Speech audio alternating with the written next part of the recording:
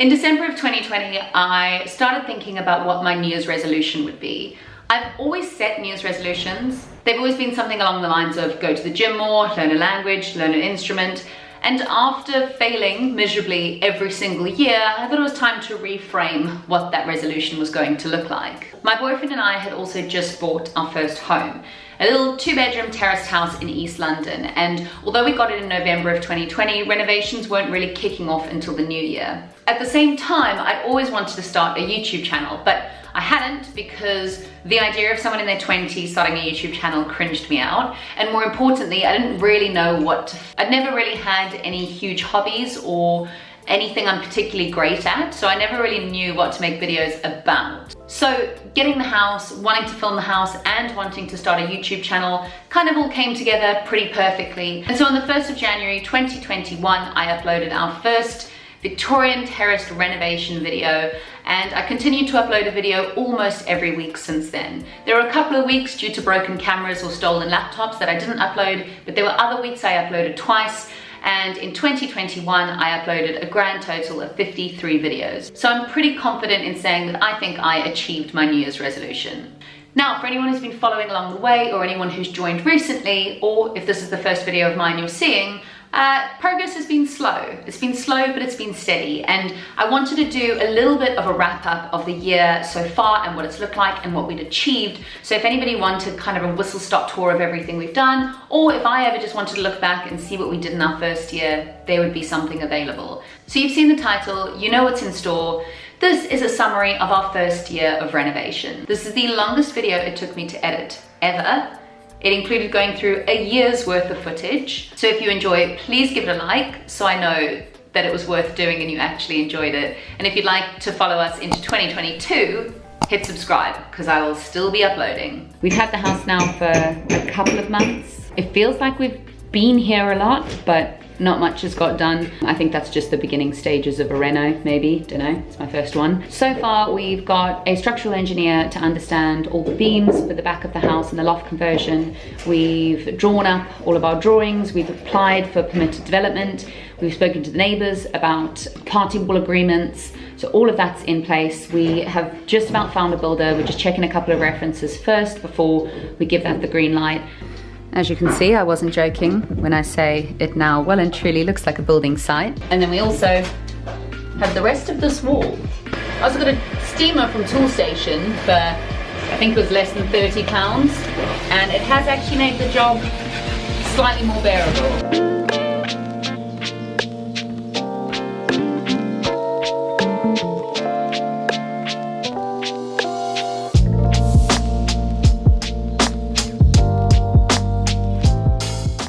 The day is finally here.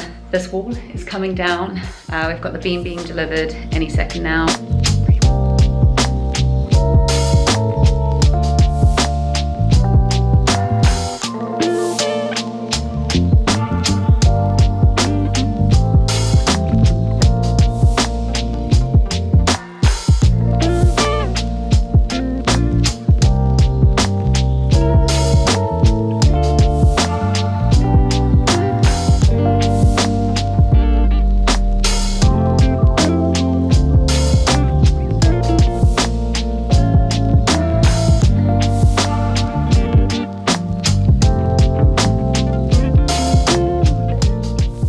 After a very eventful 51 minutes, we have the beam up.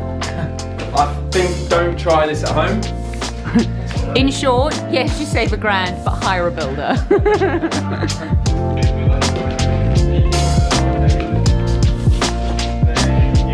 I'm so excited.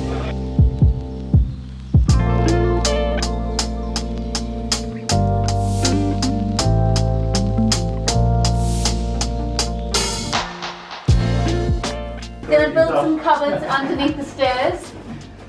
Hopefully this is gonna be a coat cupboard, this is gonna be a storage cupboard. Basically we're just gonna be removing some brick until we get to the point where the timber for the stairs is running, and we're gonna see if we can build a frame underneath to both support the stairs and create storage.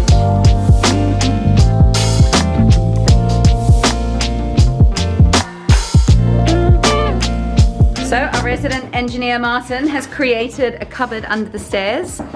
All of this above was brick, the entire wall. So he's placed a piece of wood here to act as a lintel, and now he's just cementing in the bricks above so that that wall can continue to be supported. What I'm going to be doing today is knocking down the ceiling. So we're doing a loft conversion, and to really get a good height up there, we do need, unfortunately, lower the ceiling. So because the house has been standing for over 100 years, there's going to be a few surprises when we rip down the ceiling. Firstly, dust is going to be horrendous. So you can now see the room below. It's proving a lot easier than we thought, but also a lot more dangerous because this roof is just falling. This bit's okay, just knocking through. Just be careful of any wires. But if you look down there, that literally looks like death. Thankfully, the ceiling is just plasterboard and it's not Narvan plaster. That would make the job so much messier.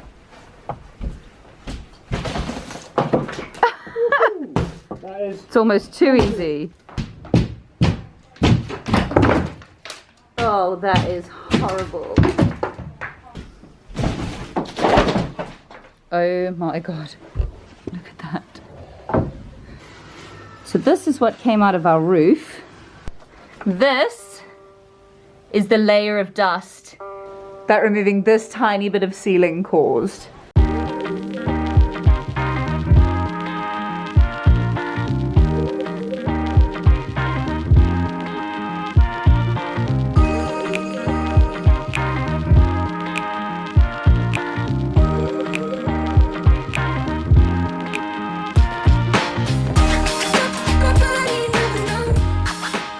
Towards the end of February and the beginning of March, things really started kicking off for the loft conversion. We'd removed the ceilings ourselves, and Tom had worked really hard on getting all the materials ourselves too, saving over £10,000 in the process. Once this was all done, the scaffolding was installed, beams and timber were delivered, and we were good to go. The work started, but removing so much of the attic meant that the walls downstairs were also in trouble.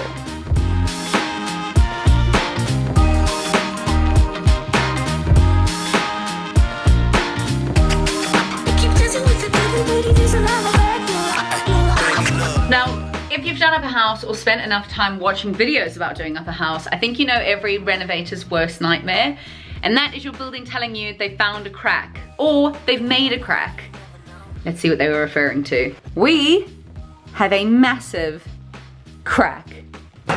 I mean, yeah, it's not great. Let's not tell our mortgage company.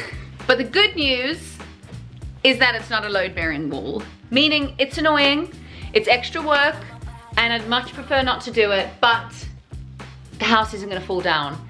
And at this point, any news that's not that news is good news.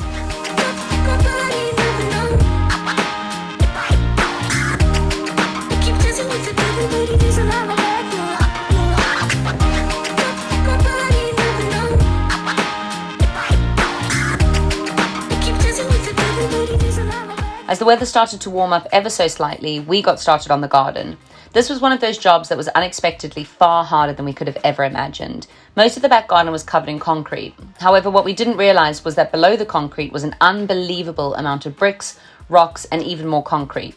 Quickly, it turned from an easy digging job to a very long excavation mission. Luckily, with a little help from my friends, we managed to do the bulk of it in 2 days.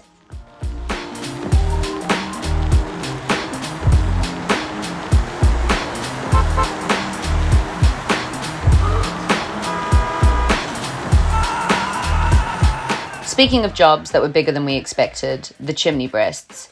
Knocking down the chimney breasts were a breeze, and once we did, we saw how much more open the rooms felt, and we were thrilled that we did it. However, in order to comply with fire safety regulations, we then discovered we had to re-brick all of the chimneys on the existing shared wall.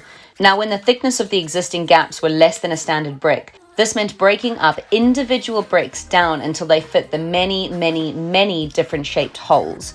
After a couple of hilarious attempts trying to cheat the system and just staple mesh to the wall and fill it with concrete, we gave up and we just had to do the job properly.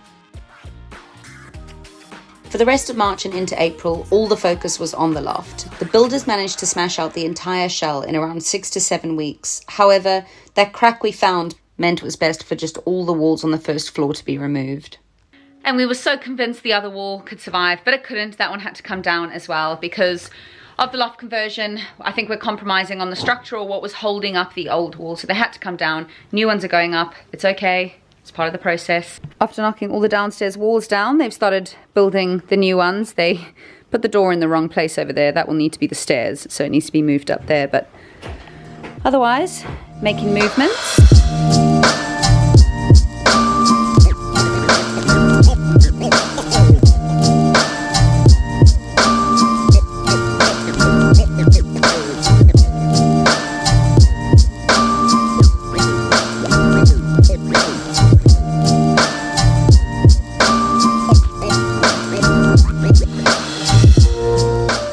After months of closed borders and limited travel, we had built up a surplus of holiday days, which we decided to use for a 10-day house extravaganza in April. We started by giving the house a big clean and stripping out all of the old carpets and also getting the walls ready for plasterboarding. It was the first time we started to see a hint of a clean room start to peek through. I won't lie, I could literally cry looking at this.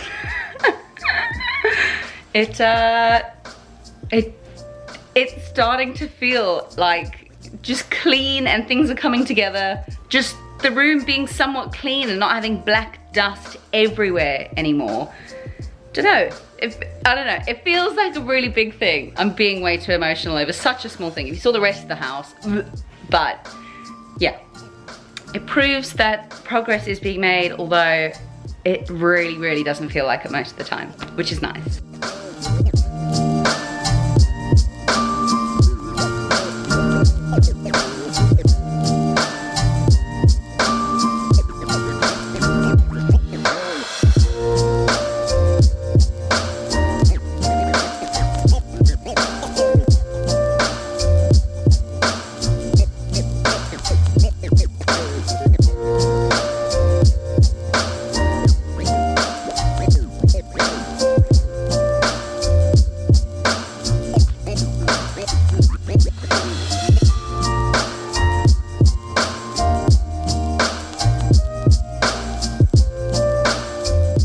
We started our 10 days off work as the builders finished the loft and left for good. So after the plasterboard was done, we headed upstairs.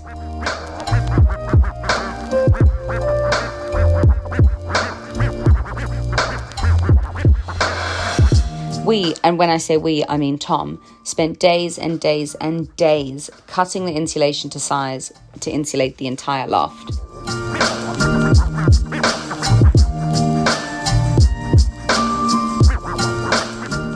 While Tom worked on that, I got cracking at painting the back of the house while the scaffolding was still up. The state of the house was pretty bad, but we didn't have money to re-render it, so after stupidly painting the whole house white once, I went back in and filled any holes with cement, and also tried to use cement to patch up some areas that needed TLC. We then painted it white a couple more times, and we were good to go.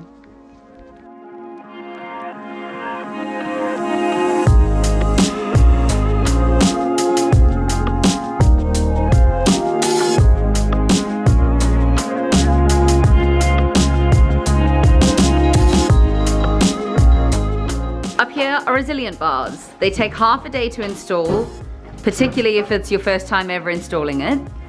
They are good, apparently, for soundproofing the room. So the goal is that these create a barrier between the upstairs joist and the downstairs ceiling. They will disperse or control the vibrations, therefore soundproofing the room. We're gonna see if it works.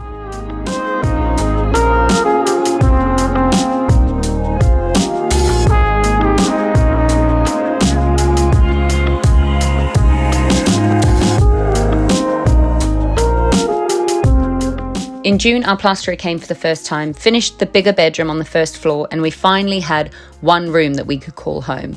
We headed to Wickes for the first pot of white paint in the entire house, and it was a real moment. We also turned up to a surprise on our front door the weekend we moved in. Amy, if you're watching this, thank you again. We then got cracking on painting and actually moving in. There isn't too much building going on at this point, but I remember so clearly it being a massive high in the whole renovation process.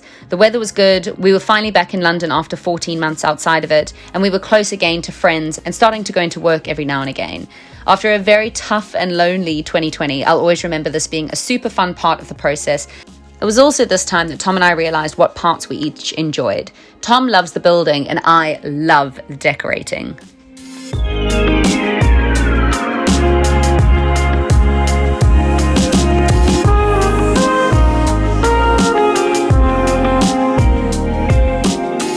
rest of the month, we just got settled into the house. Now we were living in it, we were lucky enough to have most of the evenings after work to work on it as well. We started by making it feel a little bit more homely by getting rid of the disgusting red walls in the kitchen. And a couple of days into living in the house, we got the new stairs installed. It was also interesting getting used to using the world's most disgusting bathroom. Then I really started to enjoy the process. Being based in London was really exciting, and as I said, we had a lot more time to work on things during the week.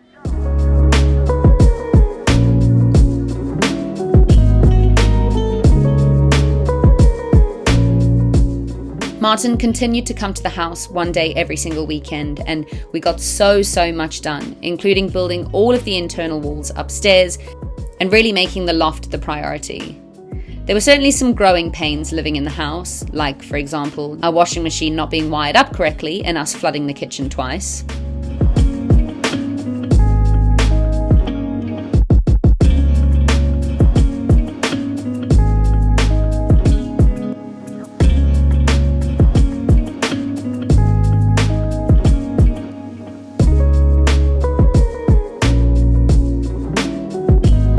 If there's one thing that I've learned during this process, it's that everything takes so much longer than you think. When Tom and I started this, we thought we'd mainly be done by next April. We thought the renovation was going to take 4 months. We, of course, very quickly learnt how wrong we were. It's constantly baffled me throughout the process just how long these things take. It's something that took us a lot of time to come to terms with, and once we just accepted it was going to take as long as it needs to take, a lot of that frustration disappeared.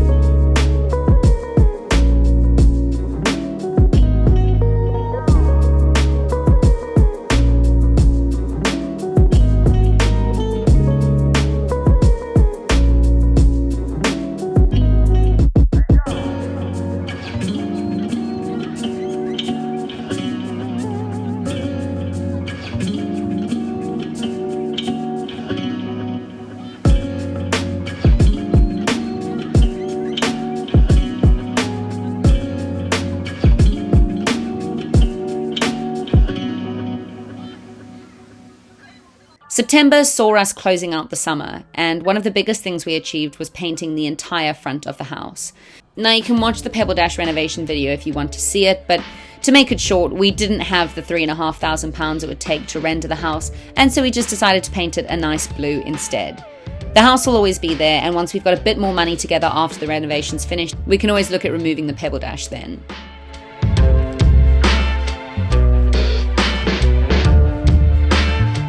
September was also the month that we could start thinking about the loft bathroom. Now there's many reasons why the loft bathroom was the first thing that we focused on, mainly to do with needing new plumbing pipes, digging underground, etc. But to be honest, I think it was just dealing with that 50s blue bathroom and horrible shower that gave us the motivation we needed. Like we found with the room downstairs, once we started giving the loft a lick of white paint, it really felt like it was all coming together. And again, this is a really high moment in the renovation. I think during this we learned that the highs of the renovation are always when you've got that freshly dried plaster and you can get in and paint. It feels like a real finishing move. It was around this time that we got the tiler in to work on the bathroom. I'll be completely honest with you, we were not overly happy with his work, but given they were white tiles with white grouting, now it's really hard to even notice what we were unhappy about in the first place. And I think it really taught us that in a huge renovation, you really can't sweat the small stuff or you'll go mad.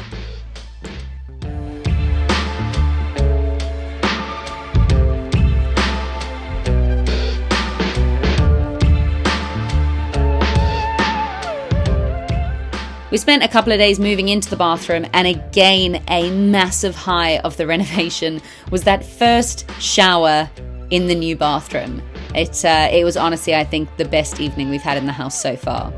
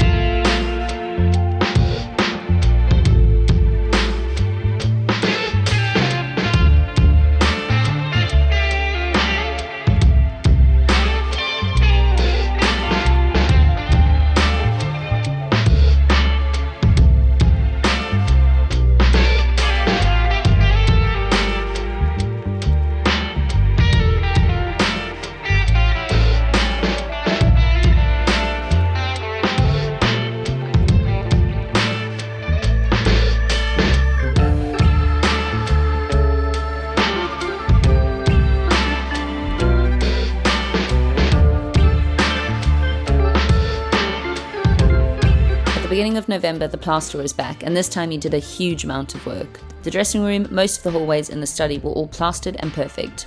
We were back in painting mode, and the house looked completely different by the time we were done.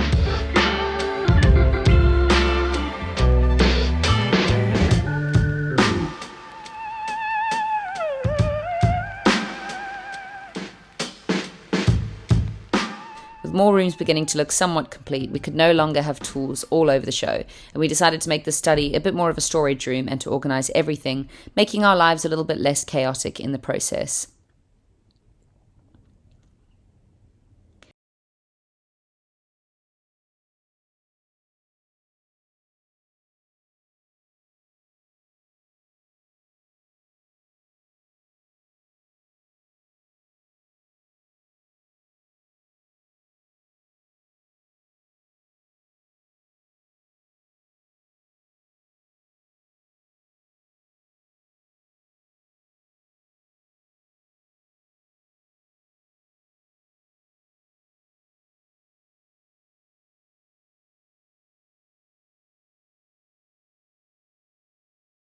Over the summer, and especially during the loft conversion, we'd started to use the garden as a little bit of a materials graveyard, and eventually it was time for a clean out.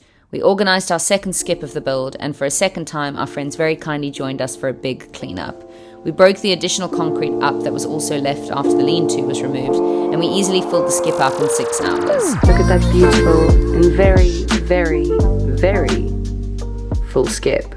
With the garden looking more like a garden, Tom and Martin then replaced our fence to match our neighbours' fences at the side and back of our property.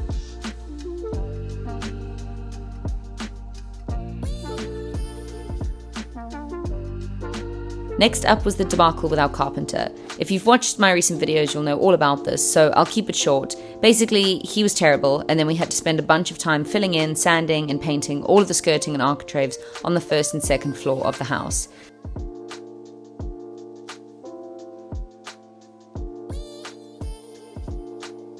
It didn't take us long to find another carpenter who was far, far better and was able to install our new black handrails and spindles. We then got to work on stripping the final paint from the old newel post that hadn't been replaced and giving it all another coat of paint so that the stairs were finally complete. After all of this, the race for carpets was on, as we aimed to get our carpets in the loft at the very, very beginning of 2022. We started building our wardrobes to get those into place before the carpets were put in, as we want to do a little bit of a built-in wardrobe hack over the next couple of weeks. And that is it. That is 1 year of renovating our little house in East London. Now, it wouldn't be me if I wasn't brutally honest. The first thing I noticed while editing this video is that we've not even almost captured everything that went into it. Architects drawing, structural engineers, making plans, having a think about what needs to go where, rewiring an entire house, changing from 1 plug socket upstairs to 15 plug socket upstairs, changing the plumbing, changing the waste pipe, insulating underneath all of the ground floor, and the many, many, many days of cleaning that we did in between. There is a lot more that goes on behind the scenes than what you see in the videos. When I first wanted to get myself into a renovation, I'd seen a few grand designs, I'd watched a few YouTube videos, and I thought I knew what I was doing, and I could not have been more wrong. I can safely say that this renovation is the hardest thing that firstly I've ever had to do just as a job within myself, but also the hardest thing that Tom and I as a couple have ever had to go through. I can honestly say that we have never argued as much in our entire lives. But in the exact same breath, it's important to know how much we've gained from this as well. Tom and I have learned that we work exceptionally well as a team. We know that we are brilliant at spreading the work and understanding where our strengths lie. We've learned to communicate. We've learned to make decisions quickly and effectively. We've learned how to play to our strengths. These are definitely skills that either we didn't have before or they were nowhere near as kind of mature or developed as they are now. So in short, a renovation is very hard work, but if you're with the right person and you've got the right team, it's absolutely possible. Now, talking about the right team, I could not do this video without obviously mentioning Martin and thanking him so much for the time and the effort that he's put in so far. Tom and I would not be able to do a renovation, let alone do something as big as this or jobs as intense as this, if we didn't have Tom's dad basically holding our hand every step of the way. And he has taught us so much throughout the journey. Secondly, our friends. We don't ask people to help that often. I don't know if any of you have found in a renovation, there's honestly not that many jobs that require a ton of people at one time. But for every job we've done so far where we have had to reach out to friends, they have always offered to help. They've always come through, and yeah, can't thank them enough as well if they are watching. And then finally, everyone who has watched, who has liked, who has subscribed, who has commented, who has given advice or just told us we're doing a good job. It honestly has provided so much comfort and also so much guidance along the way. I think having a group of people in one place that are also going through renovations or even just interested in renovations, even just invested in what you're doing is, it's such an amazing feeling, and it's really helped us through a really challenging process. So that is it. 2022 will of course be a huge one. We've done the hard work. Now it's the fun stuff, the kitchen, the decorating, the finishing. So if you'd like to join along, we upload videos every single Wednesday and we will all through 2022. You can just hit that subscribe button. And that is it. Signing out 2021, ready for 2022. Thank you as always for watching. I will see you next Wednesday.